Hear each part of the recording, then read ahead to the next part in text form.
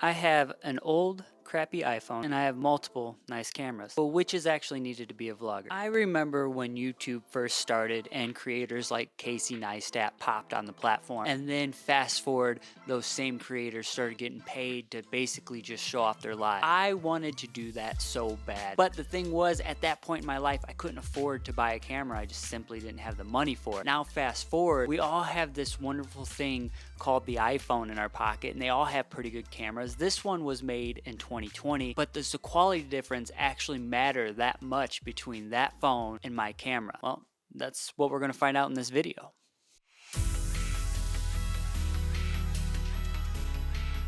So this is being shot right now on the iPhone SE. It has a 12 megapixel camera. It can do 4K 60 and the aperture goes down to f1.8. Outside, I feel like it looks pretty good, right? Tell me what you guys think.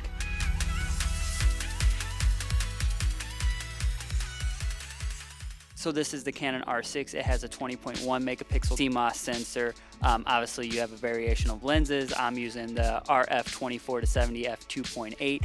Honestly, I feel like the image I was getting out of the phone looked way more clear due to me not having an ND filter right now, but I also felt like it looked like I was standing in front of a green screen a little bit. So I'll let you guys be the judge of that, but let's go take some B-roll.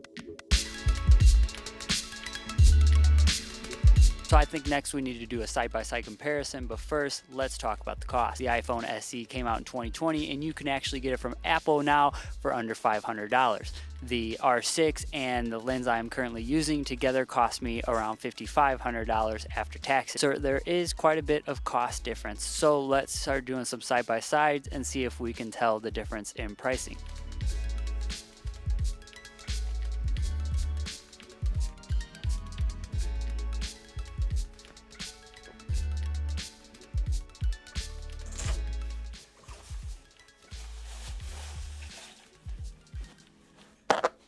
So let's talk about the pros and cons of each. So we don't even gotta pretend, we know the R6 footage looked better, right? It looks more professional, the highlights are softer. There's something about when you're using your phone and you have like whites on the ground, if you look back, there becomes like this zebra pattern from basically overexposure that happens in phones. But that being said, the phone footage doesn't look that bad. So let's talk about some of the pros of if you just vlog with your phone. It's small, right? It fits right in your pocket. You could take it with you anywhere. There's literally no excuse not to capture the content you need to capture. Maybe you see a slight quality difference, but YouTube has a compression anyway. Even the best looking footage, once it's compressed on YouTube, like it doesn't look as good as it actually does. So it's not that big of a deal. Now, some of the cons about using your phone or having to use a phone is the audio quality, right? It came out in 2020 and you can find it from Apple right now.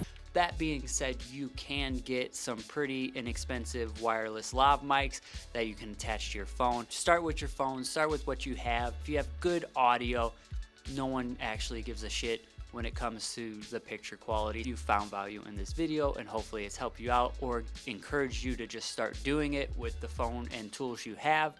Give the video a thumbs up, consider subscribing, and we will see you in the next one.